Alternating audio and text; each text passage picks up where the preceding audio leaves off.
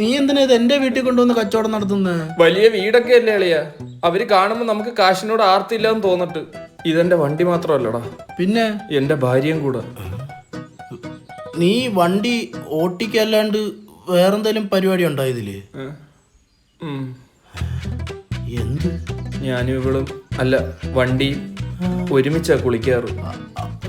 വൈകുന്നേരം ഒരുമിച്ചിരുന്ന ചായ കുടിക്കുന്നത്. നീ ഒന്ന് ആലോചിച്ച് നോക്കിയ അളിയാ, എന്താലോചിക്കാൻ? എനിക്ക് ഇത്ര ഇണചേരുന്ന ഒരു വണ്ടി വേറെ ഉണ്ടാ? ഇണങ്ങുന്നേന്നല്ലേ അളിയാ?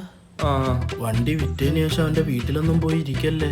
ഇവളെ ഒരാഴ്ച അവനും ഒരാഴ്ച എന്റെ വീട്ടിൽ നിർത്തുന്ന കണക്ക് വല്ല വകുപ്പ് ഉണ്ടോ അളിയാ? പോക്കൃത്തരം പറയരുത്.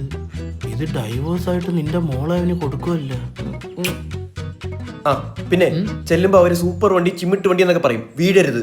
അവര് വണ്ടിയെ പറ്റി എന്ത് പറഞ്ഞാലും നിനക്ക് ഇഷ്ടപ്പെടാത്ത പോലെ മുഖം വെച്ചേക്കണം. അപ്പൊ ഇഷ്ടപ്പെട്ടാലോ? ഇഷ്ടപ്പെട്ട മുഖം എന്ന് വെച്ചേ. ഇനി ഇഷ്ടപ്പെടാത്തെന്ന് വെച്ചേ ഒരു വ്യത്യാസമില്ല. ബാ വരുന്നുണ്ടേ. അപ്പൊ ഇതാണല്ലേ ബ്രോ വണ്ടി? ബ്രോ കൺമണിയുടെ കുണ്ടിയിലടിക്കുന്നു. കൺമണിയാ? അത് കാര്യാക്കണ്ട ബ്രോ. പുള്ളി വണ്ടിയായിട്ട് ഭയങ്കര അറ്റാച്ച്മെന്റിലാണ്. ബ്രോ വണ്ടി ഒന്ന് നോക്കട്ടെ.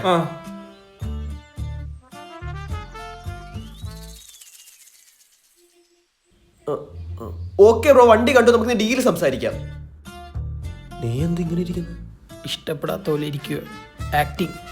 ബ്രോ സംഭവം 2 മിറർ 2 ടയർ 1 എഞ്ചിനൊക്കെ ഉണ്ട്. പക്ഷെ വണ്ടി കുറച്ച് ഓടി. ഓടാത്ത വണ്ടി വേണമെങ്കിൽ ഷോറൂമിൽ നിന്ന് എടുത്താൽ പോരായിരുന്നു. ഉമാര് നല്ല പാർട്ടീസാ, ബുദ്ധിയുണ്ട്. അത് നിനക്കില്ലാത്തോണ്ട് തോന്നുന്നേ. ബ്രോ അപ്പൊ നമുക്ക് ഈ കച്ചവടത്തിലോട്ടങ്ങ് കിടക്കാം. നമ്മള് നേരെ പോയാ അത് വണ്ടി മേടിച്ചു കഴിഞ്ഞാൽ നിങ്ങൾ നേരെ വളച്ചോ പോവാ, നിങ്ങളുടെ ഇഷ്ടമല്ലേ? ചുമ്മാ ഇരിടാ. നമുക്കൊരു 10,000 അങ്ങ് ഉറപ്പിക്കാം. ഇറങ്ങടാ ഇറങ്ങടാ. വേണമെങ്കിൽ 2,000 കൂടെ കൂട്ടിത്തരാം.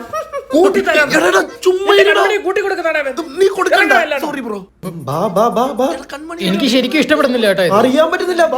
ഒരേ ഭാവത്തിൽ ഇരിക്കുവാണ്.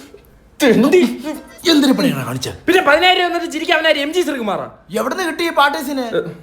വല്യച്ഛന്റെ വല്യച്ഛന്റെ വലിപ്പിക്കാൻ നോക്കിയാന്ന് തോന്നുന്നു.